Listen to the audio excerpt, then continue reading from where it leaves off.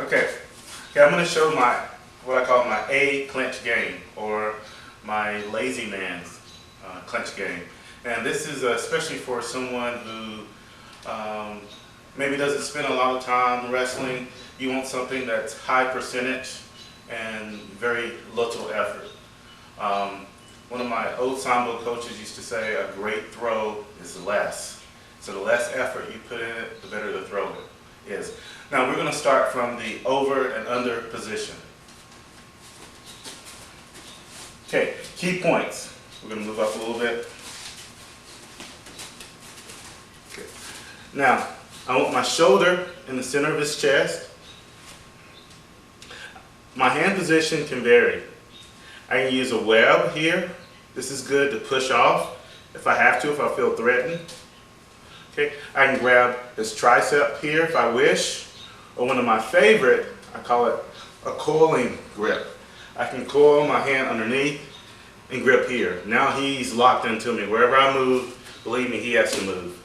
Okay, there's not too many ways out of this. Either one. Now, on the other side, my hand has a scapula. I'm not too deep and I'm not too shallow. Number one, I want to kill this arm. I don't want my elbow down, I want my elbow up. Now, if he's taller than I am, I'm not going to be able to jack it up. So instead, I'm going to sag.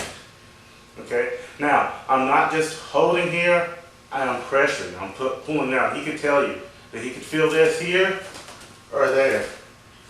Okay? Now I'm going to come back over here. And I don't want to be static. I want to move him. I want to use his lat to pull him this way. I can use his arm here to pull him back that way. Okay? I also can use a cheat step, which is just switching my feet, especially if I'm preparing to do a technique like a osotogari. It just depends. Okay, all these movements are going to require the same body mechanics, which is just going to be a twist, a simple twist. First, I'm going to step around and I'm going to lock this side of his body here. Okay? Now to take him down, I'm just going to bump. He goes down.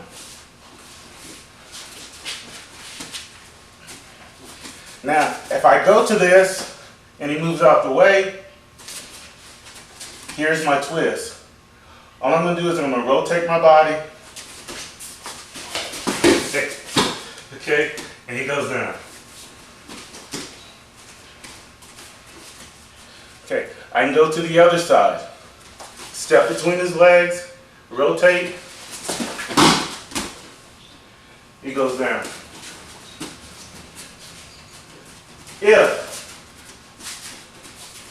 If I go to rotate and he steps away, okay, step in front of my leg, okay, there's my bump again, here. Same movement, I'm going to twist to my open side, which is here. I'm going to pull this side of his body, and I'm going to push with this side of my body. Okay? And I'm going to pivot. Here.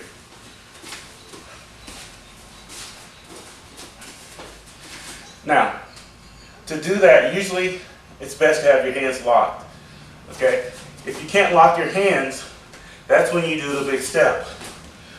Now, if this is nice and tight, you don't need to go to that rotation. You can just sag and bump here.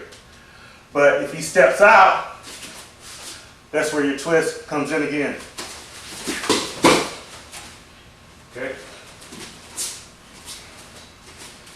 Now, I can also slide this hand up, put this elbow in front, and this elbow high. Once again, the same thing. I'm just going to rotate.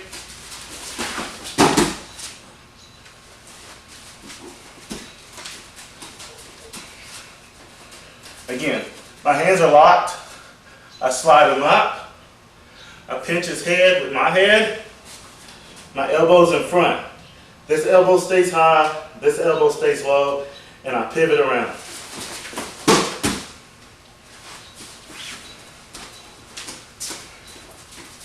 Now, if for some reason he's really strong, once I get here, I just bump the inside of his knee, inside of his thigh, and he goes down.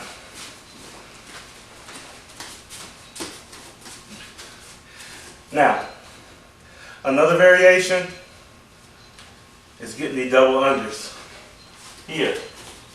Now, once I get here, remember I only want to throw a man when he's on one leg or on his toes or a blind man, which means I want to get him from behind. Sounds dirty, but okay. Okay, so if I want him on his toes, all I want to do is lean back a little here. Now he's loaded on top of me. Okay, I want him, his elbows higher than his shoulders. I can ask him, can you hit me? Can you put your hands in my eyes? Okay, if you can't, that means I got a pretty decent hold. Really the best here is a gable grip. You can also go for a C-clamp. Now I'm going to rotate to my open side.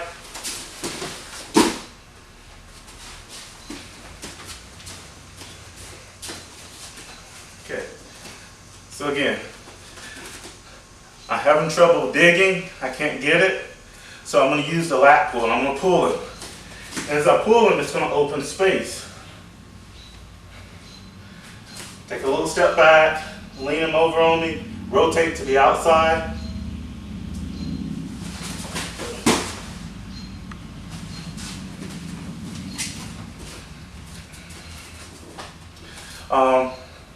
Another variation to this, okay, is I'm going to push on his ribs and pull on his lat, all the while stepping between his legs.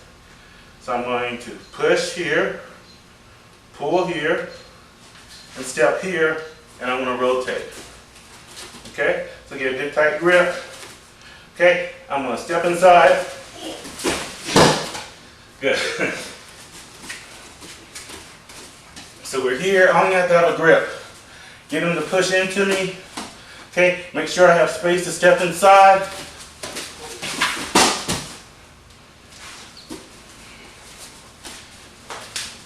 Notice how I put him on his toes. When I step inside, he's leaning on me. Okay, then I rotate. I can do the same movement from here, using the same body mechanics. Just stepping inside and rotate. Okay, now I can also use that same body mechanics from the underhook here, from the pinch headlock. Okay, I just step inside and rotate.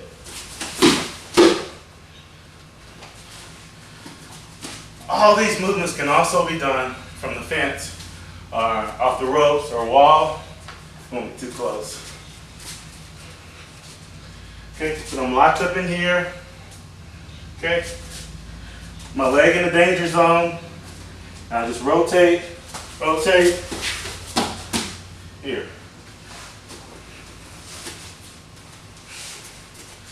Okay. Or I can slide up. Okay. And then I'm going to pull his head down. Okay, now there's the open space. There's the triangle. Now I rotate. So everything we do out here can also be done on the wall. Okay? Once again, I'm going to step around, weight this side of his body. I can replace my feet. And immediately take side control.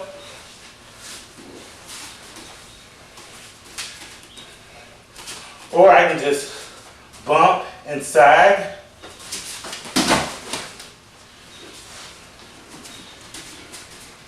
Or I can even take mount.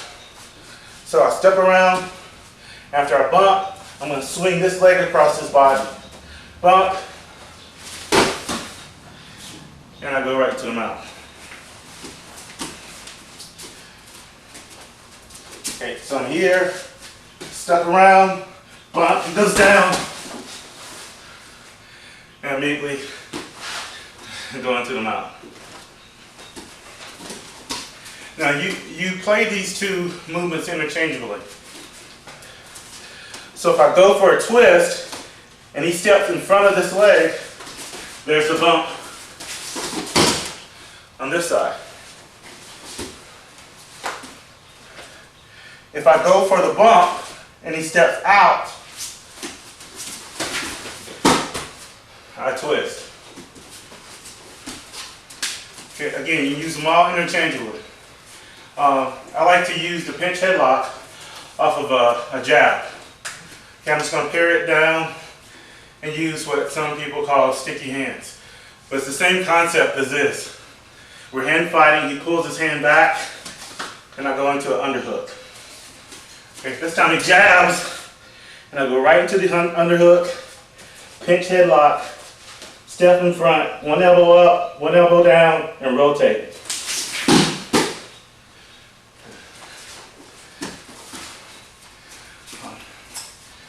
Leave out anything?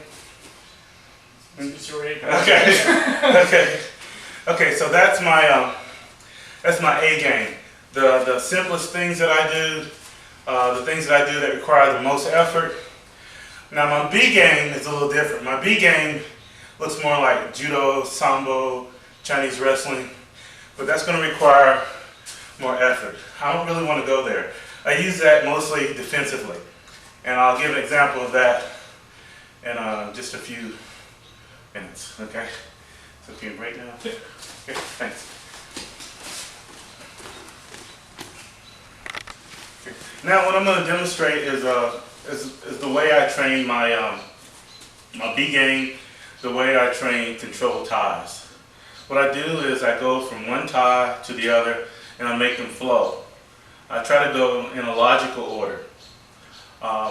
Once I get to the tie, one tie, I transition to another, then another, and on the third tie, I have to throw from there, or I can either submit from there, or I strike from there.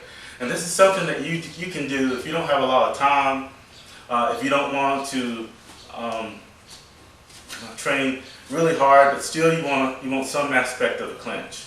Okay? So as a demonstration, I might start off with the collar tie. And notice with the collar tie, my elbow's in the center. The main motion comes from my pinky, and I screw it inside. Okay? So from the collar tie, I'm going to transition to a 2-on-1. Here, I'm locking the wrist. My shoulder's higher than his. From here, I'm going to transition to a front headlock. So I'm going to rotate him towards me. Okay? Front headlock. I want to make him listen to his arm. My elbows are pinched in. So from here, I have a choice. I can either take him down from here, or I can strike. In this situation, I'm going to strike. Knee to the head, or I can do both. Okay? Are you ready for this? Okay. Okay, I'm going to pop my hips, and I'm going to arch. Okay. Okay. All right. Now take that. So this time, so I start from a Muay Thai plum position. Okay? I go from Muay Thai plum to a pinch headlock. Okay? To a rear grip. Okay? A rear bear hug. So here I'm going to do both. I'm going to strike and take him down. Knee, knee, and to take him down, I'm simply going to put him up and bring him back down. And you can submit if you wish. Okay? Okay, sorry. Okay, say I start from a wizard. Okay, I have a wizard. My shoulder's higher than his. Okay, I'm blocking with the web of my hand, or I can hold his wrist. From here, I'm going to transition into a front headlock. From the front headlock to the 2-on-1. And from here, I'm just going to off balance him a little bit. Okay, come back up. And I can practice striking here, or I can actually do a throw. And this one, I'm going to do the exact same thing. I'll put a little bit more effort into it. Okay. I can stop from a double wrist tie. From a double wrist tie to an inside 2-on-1. And the inside 2-on-1 is the easiest way to get double underhooks. Because naturally, almost 98% of people, when you get them here, they're going to go around and take your back. When he does that, guess what I have? Double unders. And I get my takedowns. So, this time I'm going to start from the inside 2-on-1. Elbow in his chest, away from me. He has pretty much one choice, okay, to take my back. When he does, I'll go to double unders. From here, I'm going to transition to over and under. From here, I'm going to go to a high single. And from here, see, since he's moving away, it doesn't make sense to run the pipe. So instead, I'm going to transition to a double. Okay? Remember, if he's leaning this way, I'm going to take him this way. If he's driving into me, that's when I'll run the pipe. So, just a little demonstration of that. Okay, I have my high single. He's moving away. So that's when I transition to my double. I have the high single. He's pushing into me. That's when I run the pipe. I have the high single. He gets a whizzer on his shoulder, and he tries to pull me straight up. I accommodate that here into a body lock. And from here, I can choose. I'm choosing a seatbelt roll here. I have a seatbelt, and I'm going to dive right between his legs. Okay.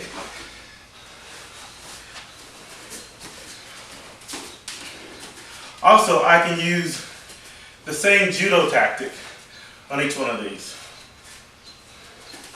So say I start from a Muay Thai palm to a pinch headlock, okay, or underhook, okay, and from here I can transition to a front headlock, and from here I can do a sasai. What I'm going to do is I'm going to block his foot, pull him towards me, and block his foot. I can do the same tactic from here, okay? Get his head leaning over this foot and just block. Good. I can do the same thing from a collar tie. Get his head moving out over that foot and block. I can do it from get me a good body lock. Okay, from here, double overhook. Okay, same concept. I have to lean forward over that foot and I'll block it. And you do the same thing with Uchimata, Harada. No matter what tie you have. I don't care how someone grabs me, I should be able to throw him. Okay, another drill that I do is I call it blind clincher. I just close my eyes. He can grab me anywhere he wants. Okay? And I have to throw him from that position. Here he gets 2-on-1. I release it, go to the underhook, but since my leg is behind him, I'm going to take him back. He can body lock me, Muay Thai palm, whatever he wants, okay? Here, he has me in a pinch headlock. I'm going to dip my hips a little bit lower than his, and I'm going to get him in a pinch headlock, okay? And from here, I'm going to do a Harada. Good break off. It doesn't matter. I should be able to throw them. And this is a drill. You take your time. If you have something that you're not quite sure with, just take your time, think about it, talk your way through it, and then go. So you can grab me any way you want. Okay. Rear body lock, and my favorite one. I'm going to do a lat grip. I rotate, and I have his lat. From here, I'm going to do that same Haraya gauche. Okay? It doesn't matter. And when you start training this, it can happen fast. You can do it with two people. One person comes at you, grabs you, throw them. Another one, but it gets you to react a little quicker on your takedowns. Because if you get in here a little bit too long, he has sort of a sense of who you are and what you're going to do. Okay, so as soon as you get in the clinch, kill the arm, own it. Remember, it's not 50-50. Okay? It's more 60-40.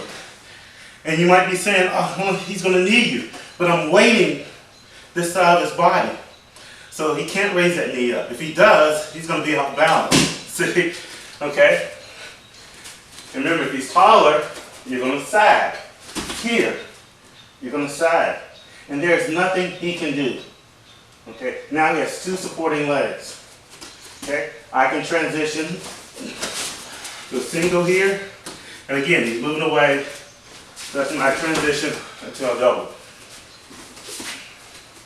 Okay, going back to the contact, the control flow. I'll start from pitch headlock this time. From pitch headlock with the rear bear hug. From the rear bear hug, I go to a harness. Here I can strike, or I can take him down. Okay. This time, I'll start with the wrist weave. Okay. From the wrist weave, to the front headlock. Okay. To a front headlock on the other side. Now, this time, I'm going to choose to submit. I'm going to use something called a Schultz headlock. What I'm going to do is I'm going to take this bone right in his neck. Okay, I'm going to lock my hands, and then I'm going to dip under his armpit. The Schultz brothers, they used to choke people out in amateur wrestling all the time with this until they made it illegal. Okay? So, I got my lock. Now I'm going to dip my head right in his armpit. Okay? And there's the choke. Okay? You rarely ever see that. Not too many people know it. Okay? Okay, here, I'm going to take this bone right underneath his neck. Okay, I'm going to go under his armpit. And okay, so you can come up with your own flows. Just experiment. The next step is every time you get a tie, try to off balance him. Okay, so I off balance him here. So I go to front headlock. I'm going to off balance him here by jerking him down. Okay, from here I'm going to drag, take his back. Off balance him from here is pretty simple. You just lift him up. Okay, push him down. The next stage is having him put boxing gloves on. And so whatever tie that I have him in, I asked him, can you hit me? He actually tries to hit me. I asked him, can he hit me? If he can hit me, then my control tie is not so tight.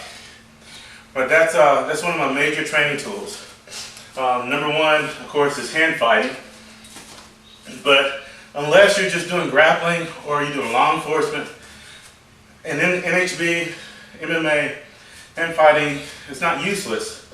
But there are more areas where your time is better spent. Like for instance, it's better spent fighting to get this wrist, okay? Because when I'm in over and under, if I can get this wrist, I can change to a more dominating position.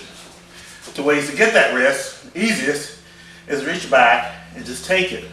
If he's been really strong, you can take your thumb and push it down, or you can go a little bit higher and push it down, Or if he's really strong, you can take your elbow and press it down. But remember, keep your head up, press it down, and then get it. Remember, it's not 50-50, okay? So that's what I think is the most efficient use of hand fighting. And of course, doing it on a cage. So Kent's really going to resist this time. He's not going to let me get that wrist. Okay, he's not going to let me get it. I'm going to have to use one of those techniques. Now, it's mine. Okay?